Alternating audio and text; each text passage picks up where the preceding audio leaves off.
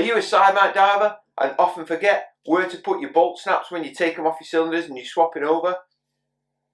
Well, if you watch this video, you'll be armed with the knowledge and confidence that you can put these in the right place, whether you're using a steel or an aluminium cylinder, and it'll keep your cylinders in great trim throughout your dive.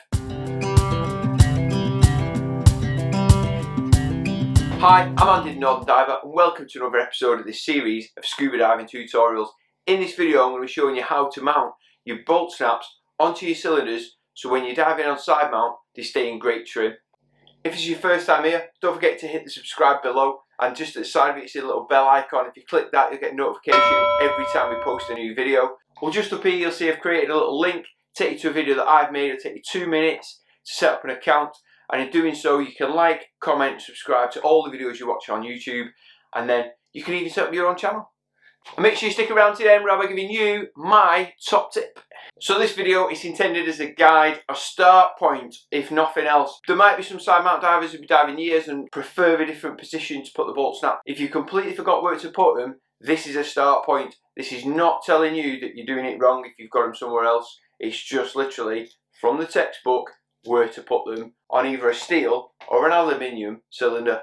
So as I've already said then, we're going to be either using steel or aluminium cylinders, and both types you need to put these in a different place. So it's worth covering both cylinders just so you get them in the right place to start with, and then at least if you jump in the water your cylinders are in the right place and you can start from there. Then you can develop your own place to put them to sort of trim you out and suit you as a diver.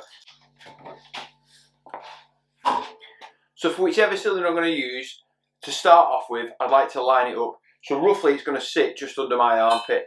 So sitting it on this little stool at the side of me here is probably about right. And roughly where the waist belt of my harness is going to sit, I want to put a mark.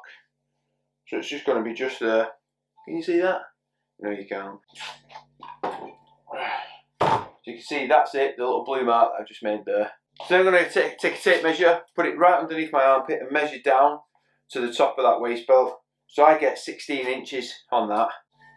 So I'm standing my cylinder up, and from the top of the valve down 16 inches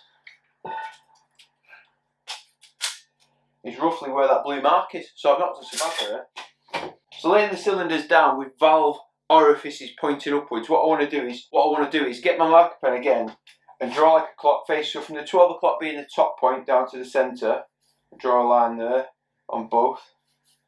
This is for the steel cylinder to start with. On the right hand cylinder I'm going to go to the 10 o'clock, and the left hand cylinder I'm going to go to the 2 o'clock. So now I'm going to transfer that mark, which is at the 2 o'clock on the left hand cylinder, and bring that up to where the 16 inches meet. Just check that again. Yeah, that's 16 inches. So that's where my jubilee band is going to sit.